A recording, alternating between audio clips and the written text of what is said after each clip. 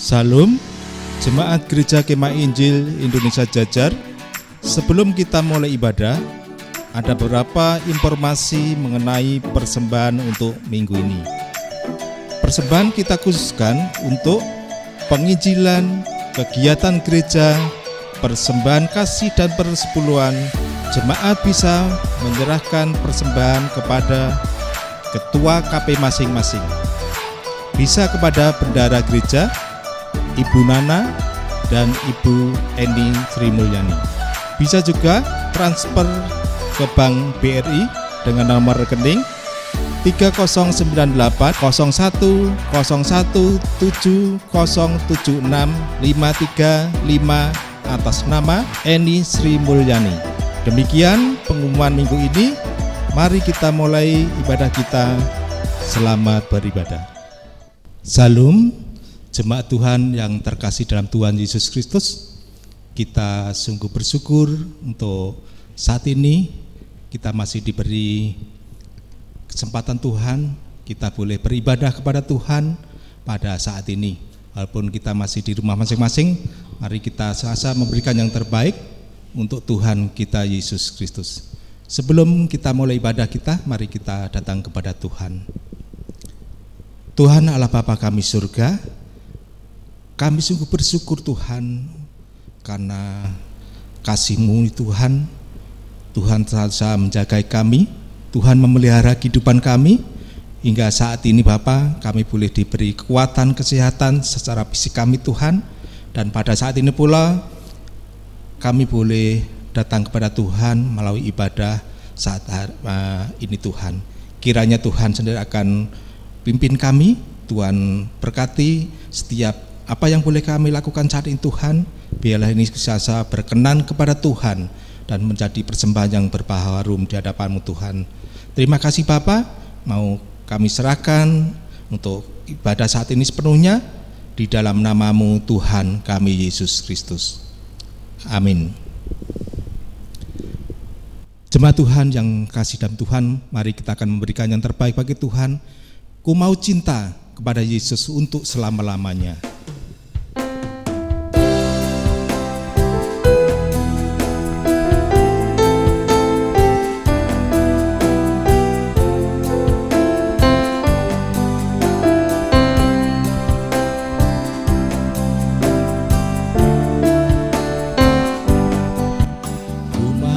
Cinta Yesus selamanya.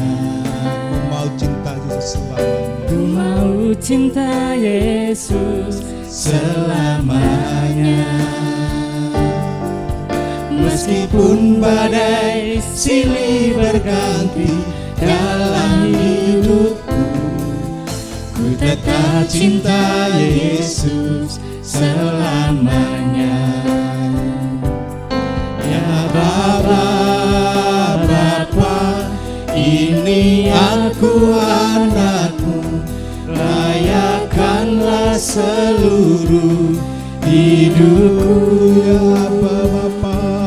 Ya Bapa, ini aku anak-Mu, pakailah sesuai dengan rencana-Mu. Ku mau cinta Engkau Yesus selamanya. Ku mau cinta Yesus selamanya. Ku mau cinta Yesus selamanya. Meskipun badai silih berganti dalam hidupku, ku tetap cinta Yesus selamanya. Ya Bapa, ini aku anak-Mu, layakkanlah seluruh hidupku. Ya Bapa, ini aku anak-Mu, pakailah sesuai dengan rencana-Mu. Ya apa Bapa? Ya Bapa,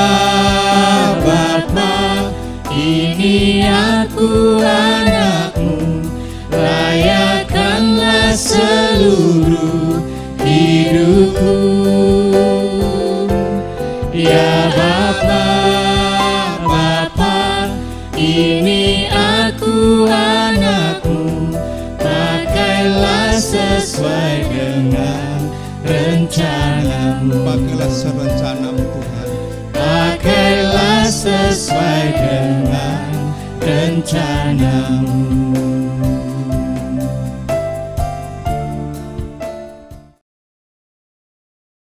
Baik jemaat Tuhan, kita akan masuk kepada ibadah kita hari ini dan khususnya kita akan menikmati firman Tuhan. Mari kita berdoa. Bapa Surgawi, kami bersyukur untuk kesempatan ini kami boleh kembali beribadah kepada Tuhan, dan tiba saatnya kami akan menikmati isi hati-Mu Tuhan, dan arahkanlah hati dan pikiran kami untuk menyembah dan melayani Engkau dalam roh dan kebenaran, dan bukakanlah hati kami juga untuk memahami hakikat Kristen dan Alkitab dari perspektif Engkau, supaya kami memahami sesungguhnya kenapa Engkau izinkan Alkitab ini aja ada dan mengapa Engkau izinkan kami hadir di dunia ini ya Bapa. Kami serahkan waktu untuk belajar firman-Mu dari awal pertengahan akhir, di dalam nama Tuhan kami Yesus Kristus kami berdoa.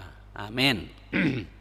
Jemaat Tuhan yang saya kasih dalam Tuhan Yesus, dari minggu kemarin tanggal 2 kita sudah masuk kepada bulan misi, dan karena itu tema kita kemarin adalah berbicara tentang kasih yang melahirkan ketaatan dalam rangka ketaatan kita kepada amanat agung Tuhan kita Yesus Kristus.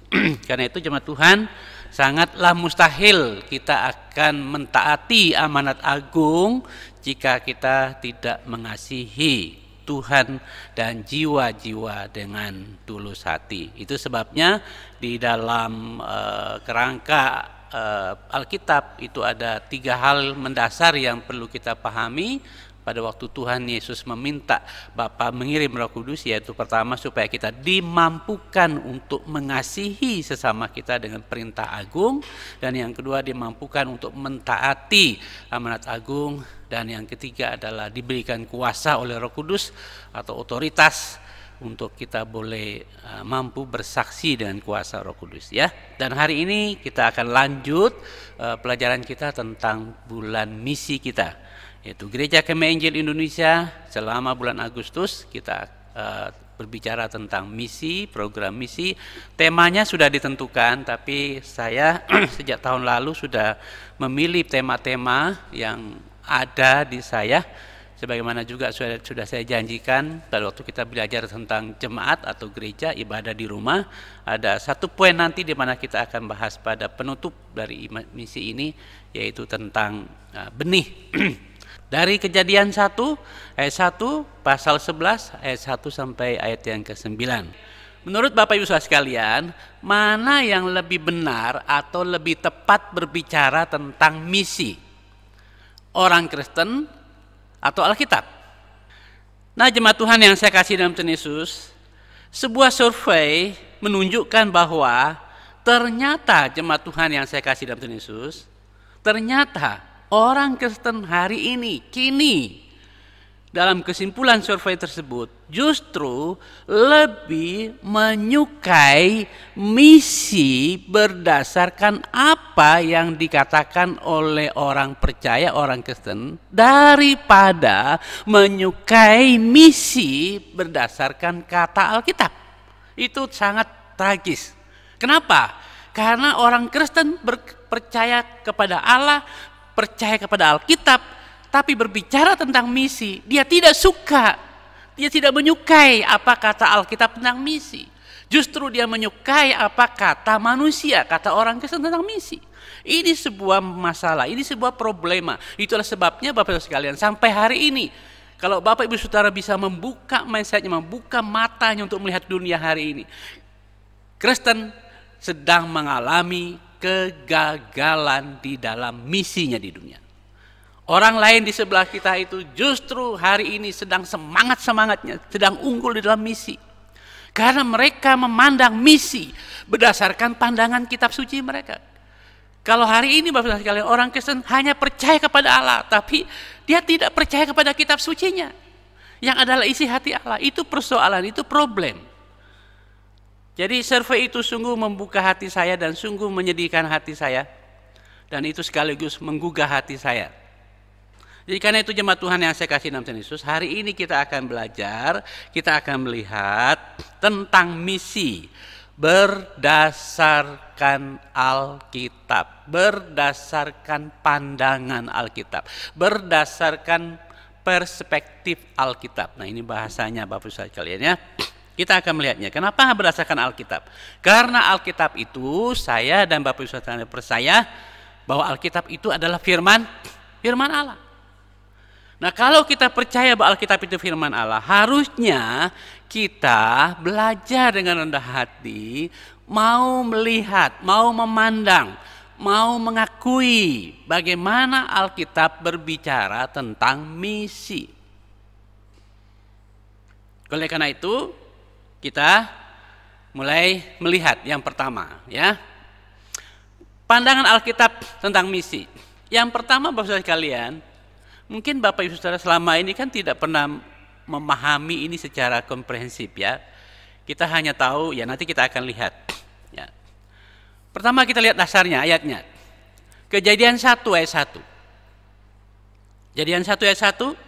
Pada mulanya Allah bla bla bla bla bla bla. Ya. Pada mulanya Allah. Bapak Ibu sekalian perhatikan baik-baik. Kenapa disebut, mau dalam naskah aslinya maupun dalam bahasa Inggris dan juga dalam terjemahan, itu berbicara tentang segala sesuatu, awal dari segala sesuatu sebagaimana kita belajar minggu kemarin.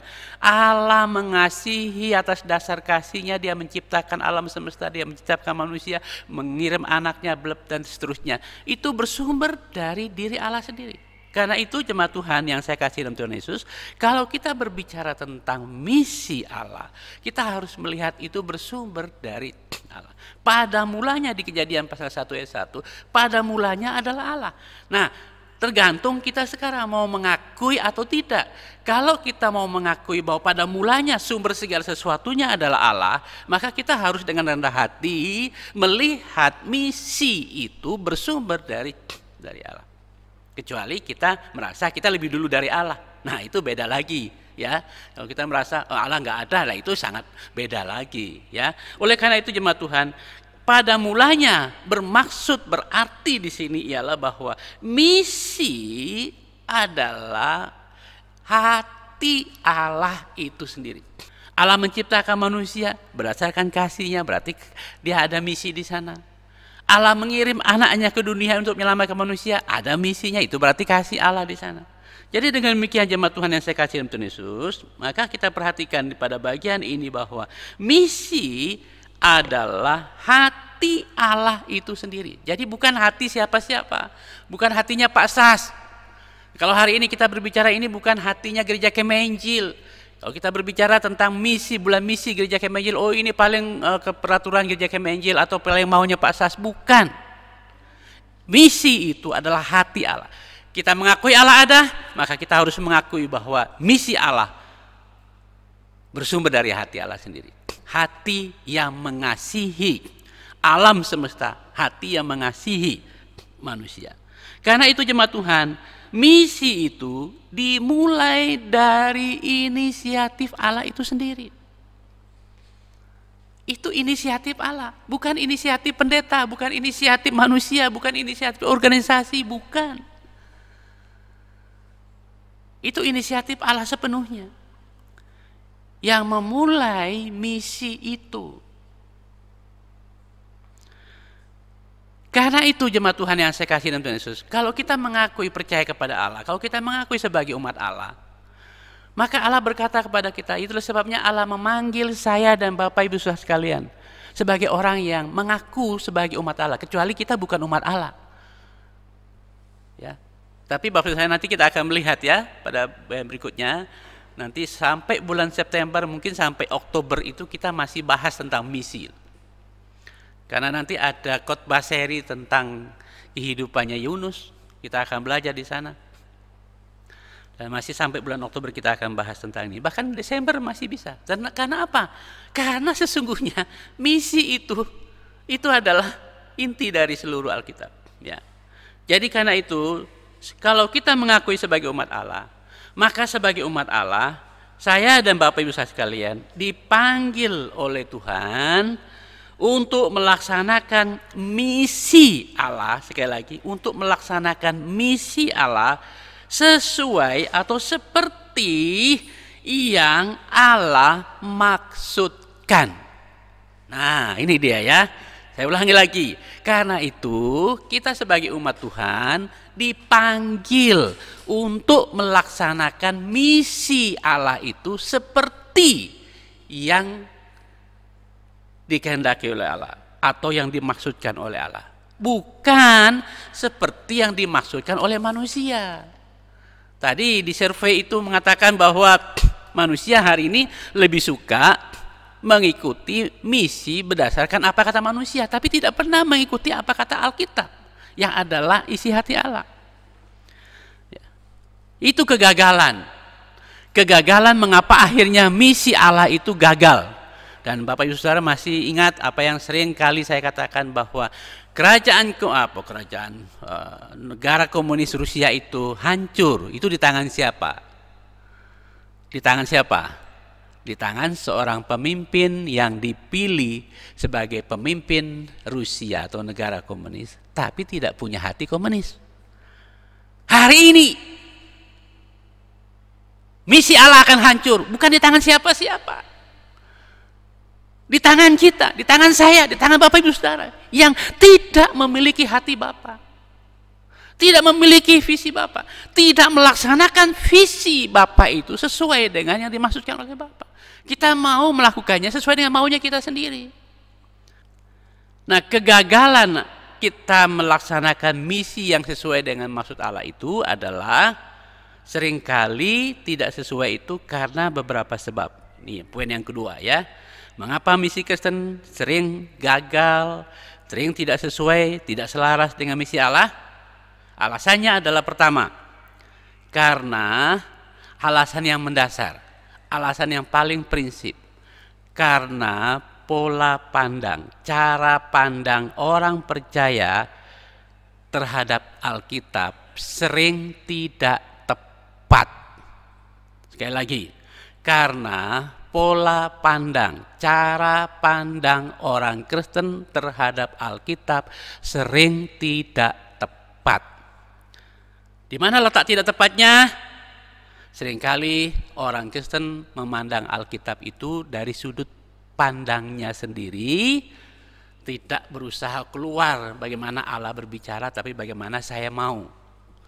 Sehingga akhirnya kecenderungan yang terjadi yang menimbulkan kesalahpahaman kita terhadap cara pandang Alkitab itu ialah bahwa kita berusaha memandang Alkitab dengan cara kita sendiri seperti seorang yang pergi ke toko.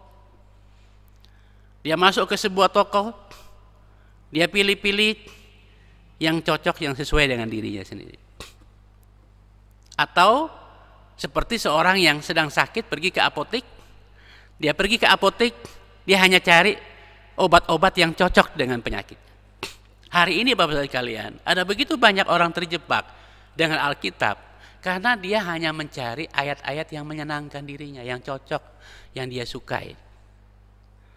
Ada begitu banyak ayat-ayat yang begitu indah sekali. Salah nggak sih? Tidak salah Bapak sekalian. Tapi bukan itu isi inti dari Alkitab. Itu adalah pelengkap yang melengkapi kita dalam misi Allah. Tuhan memberikan sebuah kekuatan bagi kita dalam menjalani misi itu. Tapi itu bukan inti dari Alkitab. Pelengkap. Tapi kita lebih suka pelengkap daripada intinya. Contoh yang paling sederhana. Banyak sekali ayat penghiburan, ya. Di Matius misalnya, Matius 11 ayat 8 ini sudah saya singgungkan beberapa khotbah yang sebelumnya. Marilah kepadaku semua yang letih lesu dan beban berat. Wah, semua orang senang sekali jadikan ayat ini sebagai ayat kekuatan bagi dirinya sendiri. Salah nggak sih? Tidak salah Bapak sekalian. Tapi nanti kita akan terjebak dalam sebuah pemahaman seolah-olah Alkitab itu hanya dapat memuaskan diri kita. Sementara nanti begitu kita ketemu dengan ayat yang kelihatannya tidak sesuai dengan keinginan kita, misalnya satu contoh di 2 Petrus 1 Petrus pasal 2 ayat 21. Coba kita buka. Sebab untuk itulah kamu Perhatikan baik-baik. Sebab untuk itulah kamu dipanggil. Untuk apa? Karena Kristus pun telah menderita untuk kamu dan telah meninggalkan teladan bagimu supaya kamu mengikuti jejaknya. Nah, ayat ini sangat bertentangan dengan yang tadi. Akhirnya orang Kristen berpikir begini, masa sih orang Kristen, masa sih kita percaya Tuhan Yesus? Harusnya kalau kita percaya Tuhan Yesus semuanya nyaman, tenang, enak, semuanya tidak ada sakit, tidak ada kesulitan, tidak ada kerugian, tidak ada bangkrut, semua sukses, ya bahkan tidak pernah mati juga mungkin ya. Nah, begitu berbicara tentang bahwa kita dipanggil untuk menderita sama seperti Kristus menderita, ayat ini disingkirkan. Itu salah satu contoh pandangan yang tidak tepat terhadap Alkitab. Kita suka pilih-pilih yang cocok dengan diri kita tanpa kita memahami Alkitab itu secara utuh, secara komprehensif, secara inti dari Alkitab itu. Oleh karena itu jemaat Tuhan, kesalahan ketidaktepatan kita di dalam memandang Alkitab itu telah membuat kita salah persepsi dalam memandang misi Allah itu sendiri. Jadi kita sering melihat ayat-ayat Alkitab itu hanya sesuai dengan diri kita. Lalu mungkin ada yang berbicara tentang misi. Ayat yang paling terkenal berbicara tentang misi ialah di mana? Matius 28 ayat 19 sampai 20. Karena itu, saya ulangi lagi. Matius 28 ayat 19 sampai 20. Karena itu, pergilah, jadikanlah sekalian bangsa muridku. Baptislah mereka dalam nama Allah Bapa Putra dan ajarlah mereka untuk melakukan apa yang dikuajarkan kepadamu. Ketahuilah aku menyertai kamu. Wow, ayat itu suatu ayat yang luar biasa. Tapi seringkali pemahaman kita terhadap ayat ini yaitu bahwa dari sekian banyak ayat dalam Alkitab hanya ada satu yang berbicara tentang misi, yaitu Matius pasal 28 ayat 19 sampai 20. Berarti dengan demikian, dengan kita melihat bahwa ayat Alkitab yang berbicara tentang misi itu cuma satu, dengan sendirinya jika kita tidak waspada, dengan sendirinya akan mempengaruhi image kita, mempengaruhi hati dan pikiran kita. Wah, ayat yang berbicara tentang misi kan cuma satu ayat. Akhirnya melemahkan kita di dalam memahami visi itu secara utuh karena kita hanya memandang bahwa ayat itu berbicara cuma satu ayat yang berbicara tentang misi. Lupa bahwa ayat itu adalah penegasan yang dikatakan oleh Allah dari sejak perjanjian lama sampai ke Wahyu.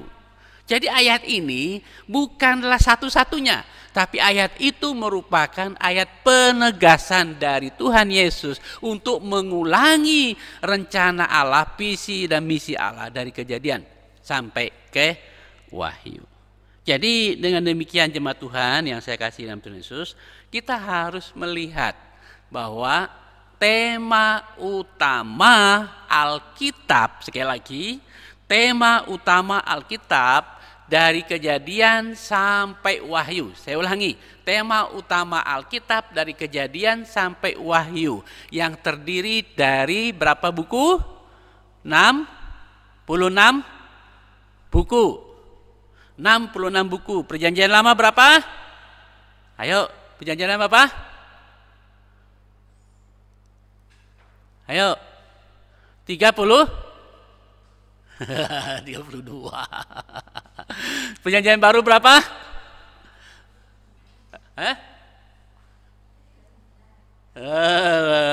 Jadi Bapak Saudara sekalian, tema utama Alkitab dari Kejadian sampai Wahyu dalam 66 kitab itu adalah misi Allah. Jadi Bapak Ibu Saudara kalau teliti baik-baik setiap buku, 66 buku itu temanya pasti berbicara tentang kasih Allah yang adalah gambaran tentang misi Allah bagi dunia ini. Yaitu usaha Bapa, yaitu komitmen Allah, yaitu kerinduan Allah untuk menyelamatkan semua suku bangsa. Sekali lagi, untuk menyelamatkan semua suku bangsa. Bukan hanya satu suku, ya. bukan hanya satu suku. Karena itu sebabnya Bapak Ibu yang saya kasih dalam Tuhan Yesus, Alkitab harus dipandang sebagai satu buku yang utuh. Ya, sekali lagi Alkitab, karena itu Alkitab harus dipandang sebagai satu buku yang utuh, satu buku kesatuan yang terdiri dari pendahuluan, kemudian isi, dan kesimpulan atau penutup. Ya, pendahuluannya Bapak Ibu sekalian itu dari Kejadian pasal 1 sampai pasal yang ke-12. Ya, itu pendahuluannya. Nanti isi dari pendahuluan itu ada cerita. Inti ceritanya apa? Semuanya Bapak Ibu sekalian, kalau kita teliti melihat seluruh kitab suci, kita akan menemukan bahwa inti dari seluruh cerita dalam ke-66 kitab itu adalah berbicara tentang kerinduan Allah untuk menyelamatkan manusia. Pendahuluan, cerita tentang Allah, dan kesimpulannya. Karena itu jemaat Tuhan, saya ingin membawa kita mulai ya. Nah, sekarang kita akan melihat strategi Allah, kerinduan Allah dalam menyelamatkan manusia. Pada bagian pertama ini kita akan melihat dulu pada strateginya.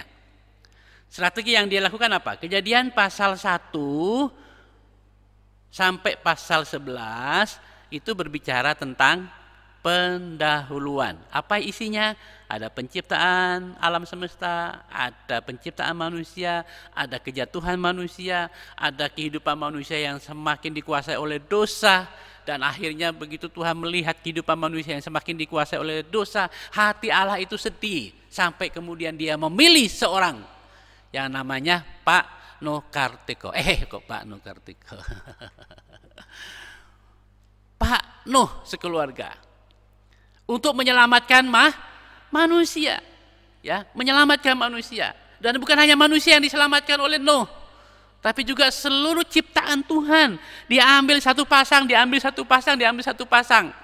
Karena itu nanti satu saat kita akan belajar tentang menara. Kok menara? Tentang apa? Bahtera, ya, tentang Bahtera Nuh. Bapak Ibu Saudara pelajari ya. Nanti guru-guru sekolah minggu tolong ceritakan ini ke anak-anak. Saudara perhatikan di sana.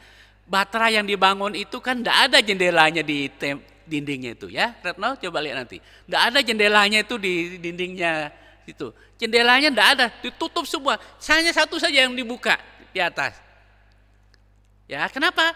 Kenapa tidak ada jendelanya di sini sana? Ya, ada maknanya, ada pelajaran di sana. Ialah bahwa itu adalah penyelamat itu mata kita harus tertuju kepada Allah. Burung merpati yang dikirim itu juga melambangkan Roh Kudus yang hanya keluar dari Yesus, Bahtera itu. Ya, nanti kita akan bahas itu lain kali, tidak hari ini. Karena kita fokus hari ini kepada bagaimana Tuhan memilih manusia dengan kedaulatan Allah, memilih Nuh. Karena itu dia perintah Nuh di tengah-tengah situasi manusia yang begitu jahat itu, dia bilang, Nuh tolong bangun sebuah bahtera. Yang bagi Nuh itu sesuatu yang tidak masuk akal. Masuk di puncak gunung pada waktu itu belum ada hujan, ya kan? Dibuat di gunung sana. Itu bagi manusia itu tidak masuk akal. Nanti akan ada banjir. Nuh belum bisa membayangkan ada banjir karena belum pernah ada hujan. Hanya ada embun waktu itu. Dia tidak mungkin masuk akal, tapi ketaatannya kepada perintah Tuhan membuat dia menjadi lambang keselamatan, menjadi penyelamat bagi manusia, ya, dan juga makhluk-makhluk yang lain.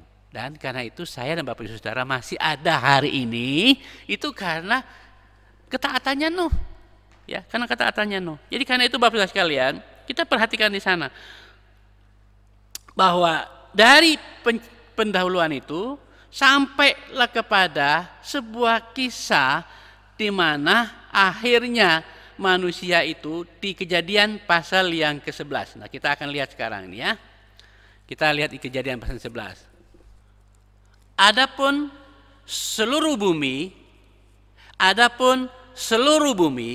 satu bahasanya dan satu logatnya. Artinya seluruh bumi hari itu hanya punya satu bangsa, ada satu bahasa, satu logat. Ya, satu bahasa dan satu logat. Mereka menyebar, mereka pergi kemana-mana. Satu bahasa, satu logat. Tapi nanti Bapak Ibu Saudara perhatikan pada ayat yang keempat. Di ayat yang keempat, sudah perhatikan ayat keempat.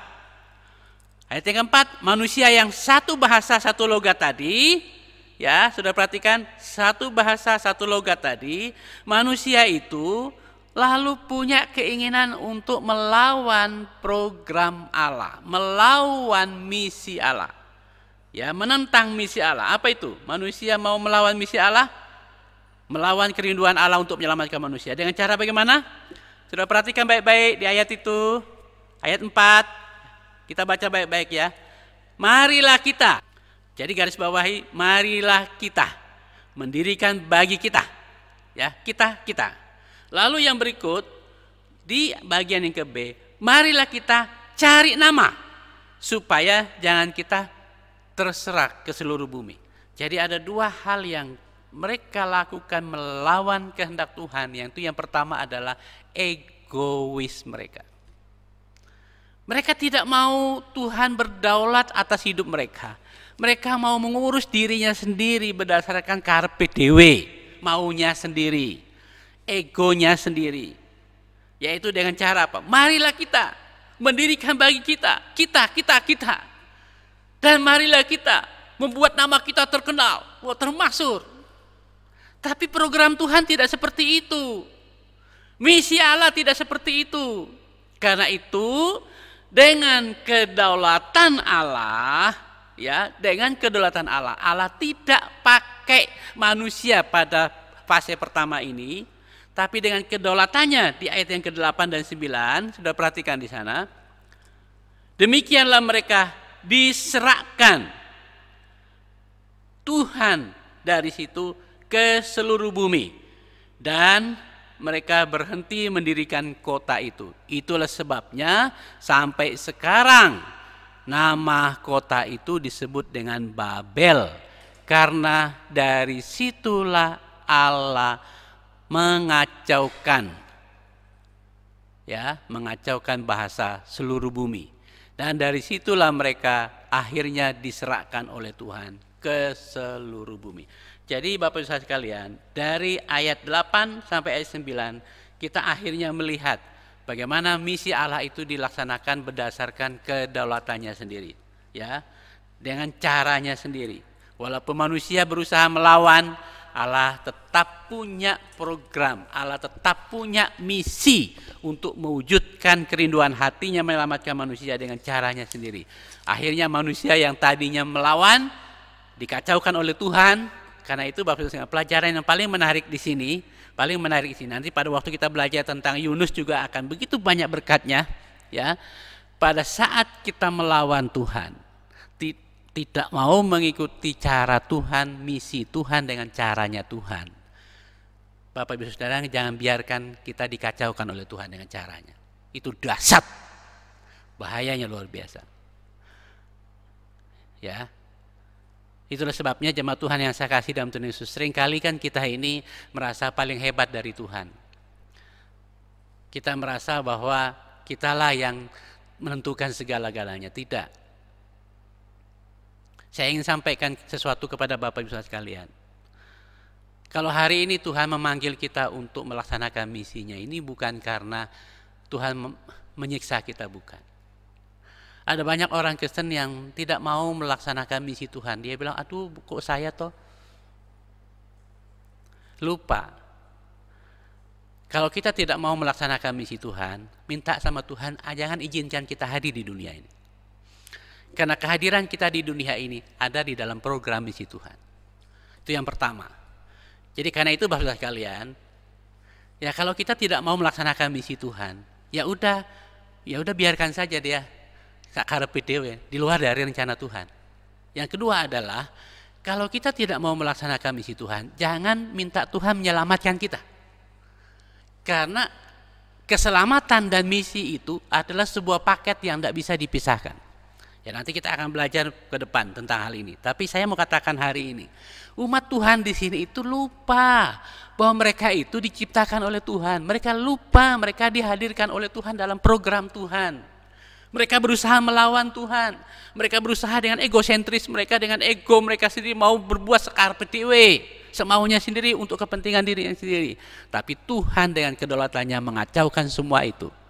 Menyadarkan manusia bahwa manusia itu tidak ada apa-apanya di tangan Tuhan.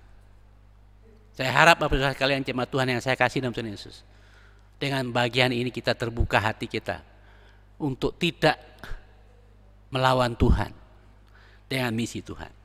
Oleh karena itu, maka strategi Allah sebelum Babel, ya, strategi Allah sebelum Babel itu Allah menjangkau manusia dalam kelompok budaya tunggal, ya kan? Budayanya tunggal, bahasa dan logatnya satu, ya.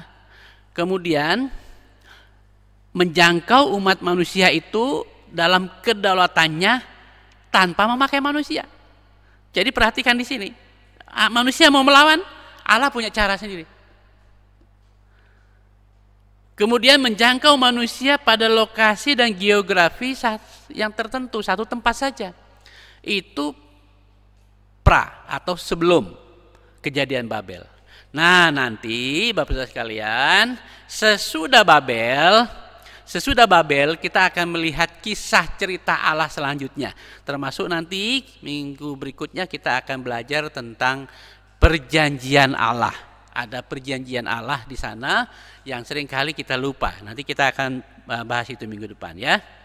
Yaitu strategi Allah sesudah kasus atau peristiwa Babel, yaitu Allah akhirnya memakai manusia, menjangkau manusia yang beraneka kelompok itu, beraneka budaya itu, yang terpisah di mana-mana itu. Allah menjangkaunya dengan memakai manusia yang dipilihnya. Nah, Bapak Ibu Saudara sekalian, kita ini umat pilihan Tuhan menurut 1 Petrus pasal 2 ayat 9 atau bukan? Kalau Bapak Ibu Saudara adalah umat pilihan Tuhan, berarti kita adalah orang-orang yang dipilih Tuhan untuk ikut serta di dalam menjangkau jiwa-jiwa yang tersebar di suku-suku bangsa, di suku-suku yang ada di seluruh dunia ini. Jadi bukan hanya di suku Jawa kita di sini, di suku Kalimantan, bahkan di luar negeri banyak. Ya. Dan dia pakai manusia yang terpilih. Selain manusia yang terpilih, dia juga menjangkau manusia di lokasi-lokasi geografis yang terpencar di mana-mana. Nah, bukan berarti Allah tidak sanggup, bukan berarti Allah tidak mampu, bukan berarti Allah tidak mau melakukannya dengan caranya sendiri. Tapi nanti kita akan melihat, ya, ada ternyata berkat Tuhan yang luar biasa yang Tuhan ingin berikan kepada kita. Sehingga kenapa Tuhan mau memakai manusia untuk menjangkau sesamanya. Ya, kenapa Tuhan mau memakai kita sebagai manusia untuk menjangkau sesama kita. Dan pelajaran ini kita akan lihat pada minggu depan. Jadi dengan demikian jemaat Tuhan yang saya kasih dalam Tuhan Yesus, pelajaran kita pertama hari ini adalah pemahaman yang benar tentang misi berdasarkan perspektif atau pandangan Alkitab, yaitu bahwa pertama, misi itu lahir dari hati Allah, milik Allah, dan itu inisiatif Allah, dan itu cara Allah yang bekerja untuk menjangkau manusia, menyelamatkan manusia. Bahwa seluruh manusia, makhluk manusia maupun juga makhluk lain di dunia ini itu berada di hati Bapa. Allah mau menyelamatkan semua itu sejak manusia jatuh ke dalam dosa. Nanti kita akan bahas juga kenapa sih ada langit dan bumi baru yang sering kali saya sebut dalam Alkitab di Wahyu pasal yang ke-20 itu. Ada langit dan bumi baru. Itu langit bumi baru itu langit yang seperti apa? Ya, itu langit dan bumi baru adalah langit dan bumi baru hasil penebusan Tuhan. Karena itu orang yang masuk ke sana adalah mereka yang sudah ditebus oleh Tuhan. Jangan berharap ke langit dan bumi baru itu kalau tidak ditebus oleh Tuhan. Ya, ini harus dibukakan. Jadi karena itu Bapak kalian, ini bumi kita hari ini sedang rusak, dan itulah sebabnya Allah mau kita terlibat bersama dengan Dia untuk menjangkau, membawa penebusan Tuhan itu menjangkau suku-suku bangsa. Orang di sekitar kita, mungkin juga orang yang berbahasa berbeda dengan kita, budaya yang berbeda dengan kita, ya. Bapak, waktu yang lalu saya katakan bahwa saya akan cerita bahwa bagaimana saya menjangkau, saya termasuk salah satu yang masuk ke budaya beda. Jadi karena itu jemaat Tuhan yang saya kasih dalam Tuhan Yesus, saya sudah janji saya akan cerita tentang pengalaman pelayanan, tapi mungkin minggu depan, ya, minggu depan. Ini masih ada waktu nggak, Jovan? Ya, singkat saja ya. Jadi Bapak saya kalian menjangkau suku-suku yang atau budaya yang berbeda itu tidaklah mudah. Saya ingin sampaikan, kalau Bapak Ibu Saudara mau menjangkau orang Solo, ya, saudara orang Solo, menjangkau orang Solo, saudara punya basic. Basicnya apa?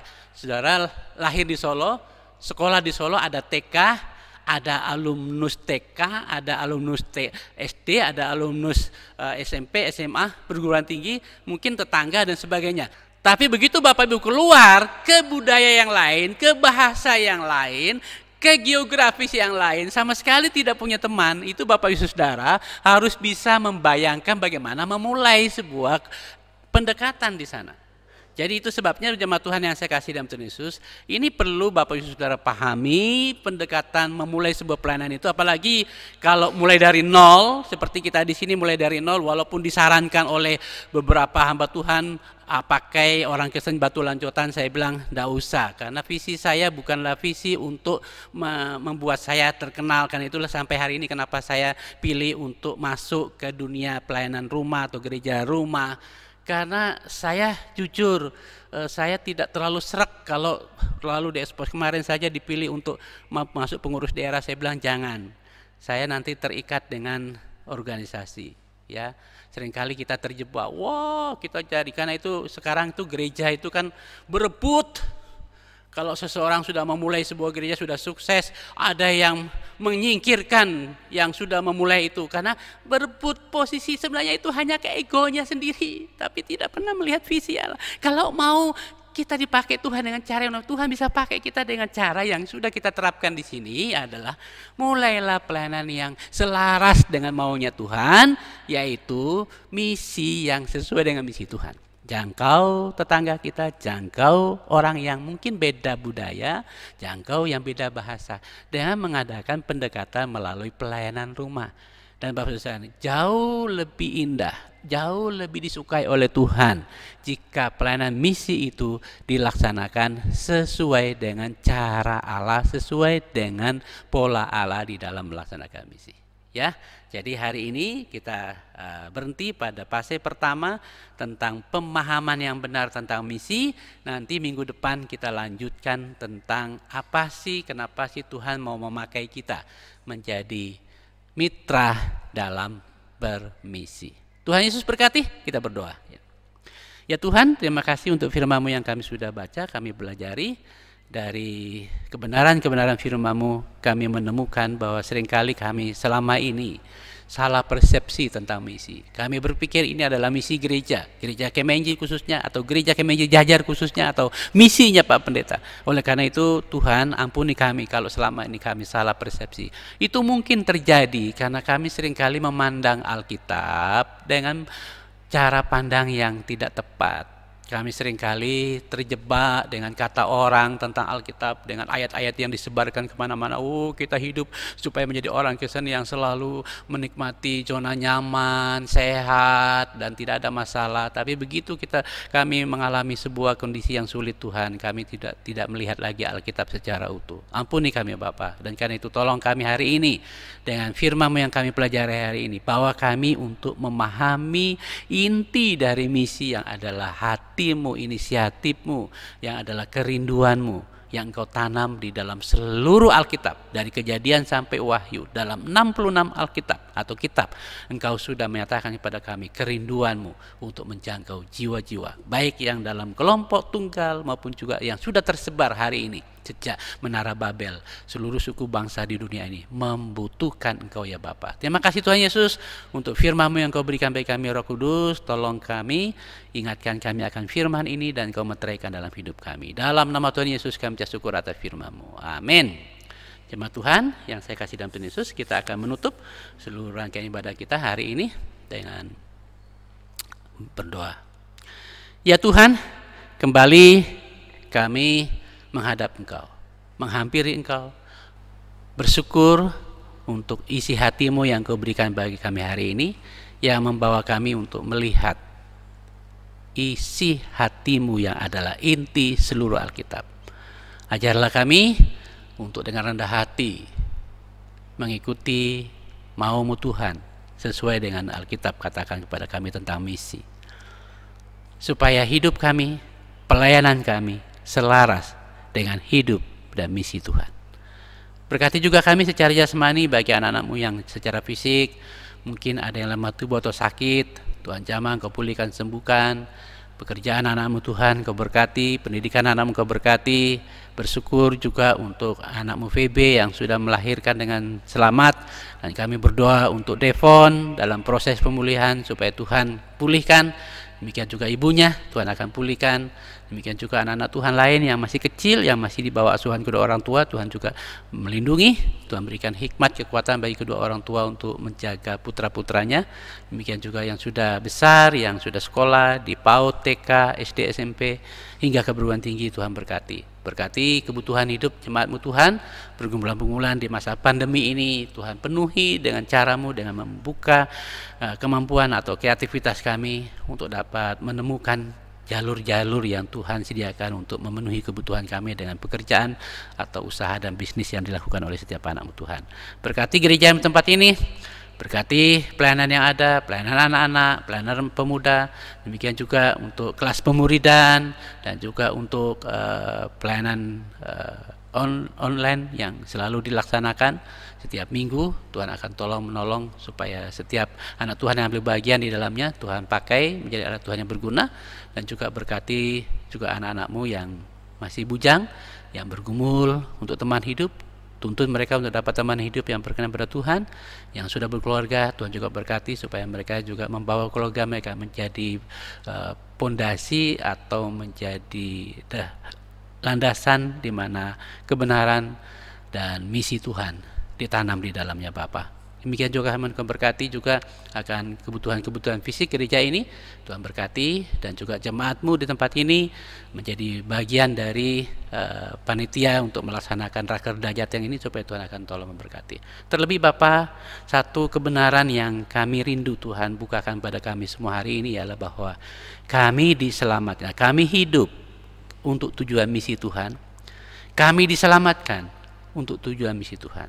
Tuhan mengasihi kami untuk mengubah hati kami supaya kami memiliki hati Bapa, kasih Bapa untuk mengasihi jiwa-jiwa yang tersesat. Inilah yang Tuhan inginkan dalam kehidupan kami, sehingga kami boleh menyerahkan hidup kami mulai hari ini, supaya bukan saja kami menerima berkat Tuhan, keselamatan, kehidupan, dan makanan, kebutuhan kami, tapi kami mulai sadar Tuhan punya maksud untuk memberkati kami, agar kami juga memberkati orang lain melalui pelayanan misi-Mu Tuhan. Terima kasih Bapa untuk semua hal yang Kau berikan bagi jemaat tempat ini, dan berkati gereja Kemenjil di Sultan Air kami. Berkati juga gereja-gereja lain, supaya kami semua menangkap visi Tuhan dalam seluruh keutuhan Alkitab berdasarkan persepsi Alkitab, sehingga kami tidak salah melangkah di dalam menjalani kehidupan kami sebagai anak-Mu di dunia ini. Tanpa sadar mungkin kami sering melawan Tuhan seperti orang-orang atau umat-umat sebelum Babel. Dan karena itu Tuhan tolonglah kami, ampuni kami Bapa, jangan sampai biarkan kami dihancurkan oleh Tuhan karena kami melawan Engkau. Biarlah kami semua menyerahkan hidup kami, supaya Tuhan bisa pakai kami menjadi alat-Mu yang berguna dimanapun kami berada. Dalam semua aspek kehidupan kami boleh dipakai Tuhan menjadi alat untuk menjangkau jiwa-jiwa. Terima kasih Tuhan Yesus, berkati pemerintah kami, berkati negara kami, berkati bangsa kami Indonesia, dan berkati kota Solo ini ya Bapa. Berkati semua anak Tuhan dalam berbagai aspek kehidupannya. Juga rumah-rumah sakit, Tuhan berkati. Dokter, perawat, dan juga seluruh masyarakat kami. Tuhan berkati dan kuasa-Mu tidak berubah. Terima kasih Tuhan Yesus. Kami serahkan seluruh hidup kami ke tangan-Mu dalam menjalani kehidupan kami di pekan yang mendatang ini. Kami mohon supaya Engkau yang akan berkati kami sekalian. Karena itu, saudara kasih dalam Tuhan, terimalah berkat Tuhan. Untuk kita dipakai Tuhan menjadi berkat bagi orang lain dengan cara menerima kehadiran Roh Kudus, memakai saya dan Bapak Ibu sekalian, menyertai, melindungi, menolong, memberkati, dan memakai kita menjadi alat yang berguna di keluarga, lingkungan masyarakat di mana kita berada, dalam semua profesi kita, supaya kita sebagai umat pilihan Tuhan boleh menjadi berkat bagi bangsa-bangsa sampai Yesus datang kali yang kedua menjemput kita anak-anaknya. Haleluya. Amin, amin, amin. Tuhan berkati. Jemaat Tuhan yang saya kasih dalam Tuhan Yesus, jangan lupa ada beberapa kegiatan penting yang kita akan lakukan, yaitu yang pertama tentunya jangan lupa di bulan misi, pada bulan Agustus ini, bulan misi Kemah Injil, tapi materi kita masih akan bahas tentang misi mungkin sampai bulan Oktober ya. Dan kita juga menjadi tuan rumah untuk Rakerda, Rapat Kerja Daerah Jateng DIY, untuk Kerja Kemah Injil, yang mungkin dilaksanakan pada bulan Oktober. Kita adalah tuan rumah. Mari kita kerjasama untuk mendukung kegiatan ini supaya pekerjaan Tuhan berjalan dengan baik ya. Ya, saya kira itu informasi yang tambahan yang bisa saya tambahkan. Tuhan Yesus berkati.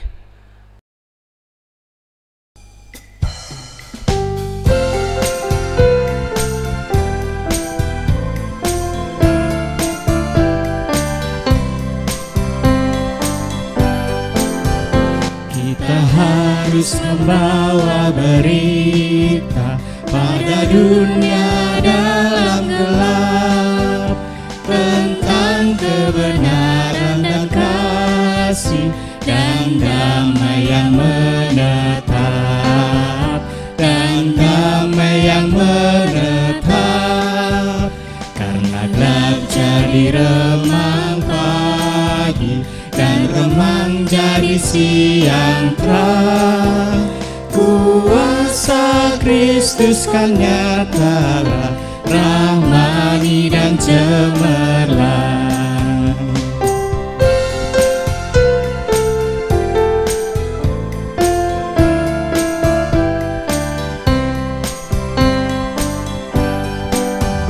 Kita harus menyanyikan gita, melembutkan hati keras, supaya senjata iblis remukkan segera lepas, remukkan segera lepas.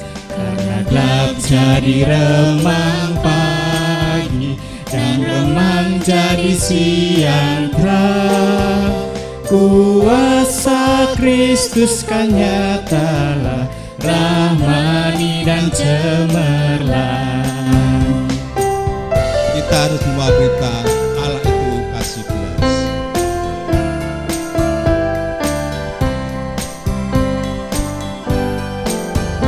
Kita harus membawa berita Allah itu kasih belas, diberikan putra tunggalnya supaya kita lepas, supaya kita lepas. Karena gelap jadi remang pagi dan remang jadi siang terang, kuasa Kristus kan nyatalah, rahmani dan cemerlang. Kuasa Kristus kan nyatalah, rahmani dan cemerlang.